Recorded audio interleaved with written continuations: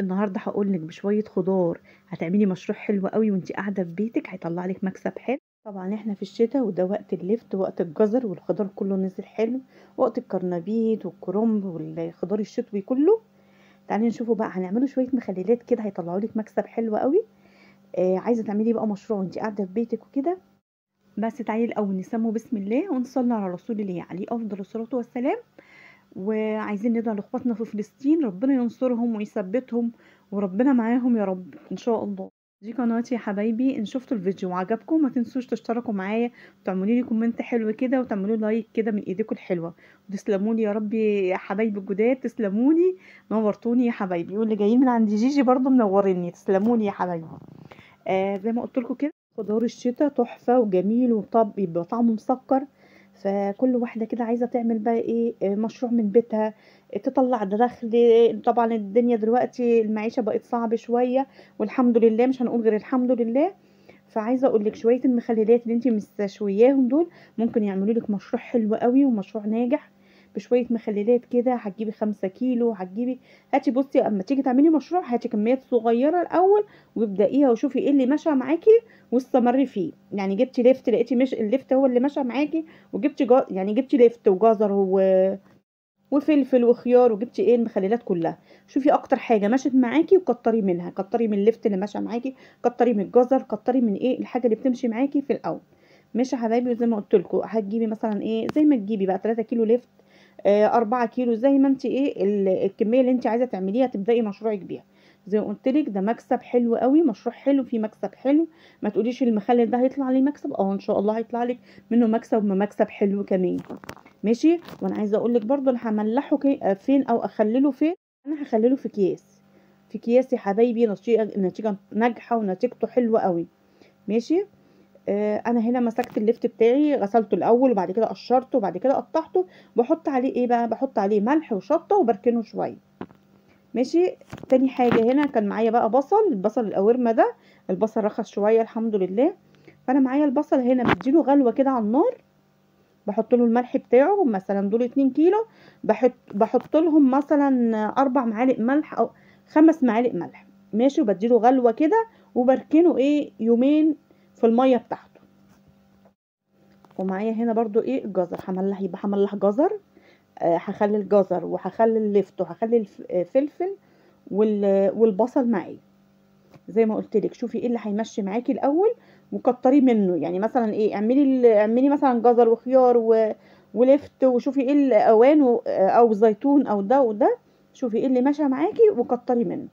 انا معايا هنا برضو الجزر، هخلي الجزر وقطعيه بقى التقطيعه اللي ايه اللي تناسبك. انا هنا عملت البصل زي ما قلت لك غليته غلوه على النار، غليته غلوه واحده يعني ما كملش 3 دقايق على النار، قلب بس كده وطفيت عليه. وهحطه ايه هركنه يومين او 3 في القلب الميه بتاعته. ومعايا الفلفل هنا لازم اديله ايه نغزه كده او بالسكينه او بالشوكه عشان الميه بملح تخش فيه.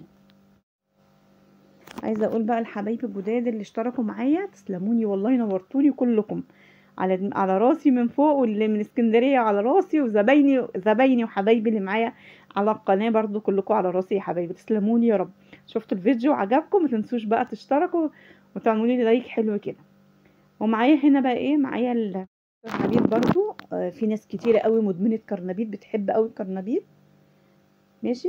انا ممكن الزهرة بقى دي الطويلة دي طبعا ممكن مرمهاش، ممكن اخدها كده ملحها، لان اصلا احنا بنملحه كمان عروق الكرنب. وساعات الكرنبايه المقطعه كده بتلاقي عند البياع كرنبايه اتكسرت كده مش شيله ونحطه مش عارفه ايه، دي بتاخديها دي بتقطعيها كده وتملحيها بيبقى مخلي الكرنب زي العسل. انا هنا مسكت بقى الكرنبيت بتاعي قطعته حتت صغيره كده وبشرت عليه جزرايه.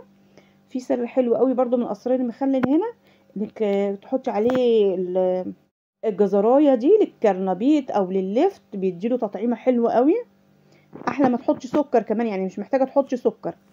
ماشي. ومعايا بقى الميه بتاعتي دي تكون مغليه وبارده خالص خالص، علشان المخلل دوت طبعا يعني انا هعمله مشروع، فلازم ميتي تبقى مغليه، ميتي معقمه ما فيهاش اي حاجه، يكون الملح بتاعي مظبوط، لازم الملح يكون حلو قوي.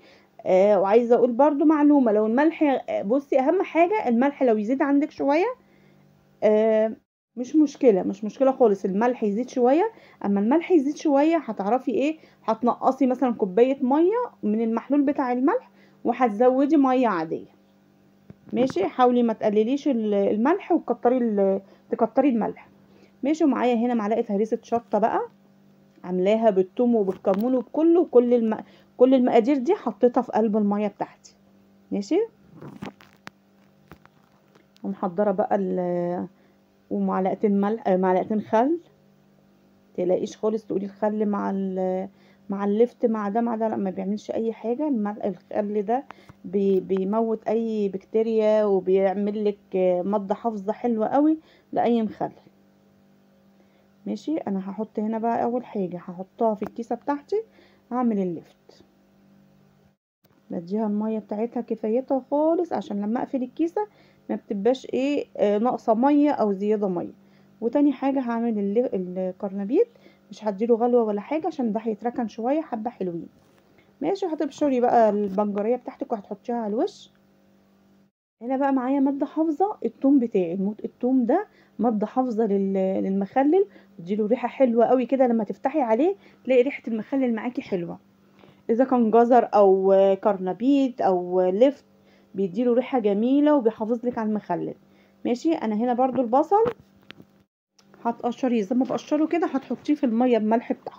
عايزه اقول لك لكل رتل ميه هتحطي 5 معالق ملح. 5 معالق، 5 معالق ملح، ما تقلقيش من معلقه الملح الزياده دي، هتحفظ لك المخلل. ماشي يا حبايبي. كده ده زي ما قلت لك، اي بنوته اي ست تعمل مشروع المخلل ده في مكسب ان شاء الله.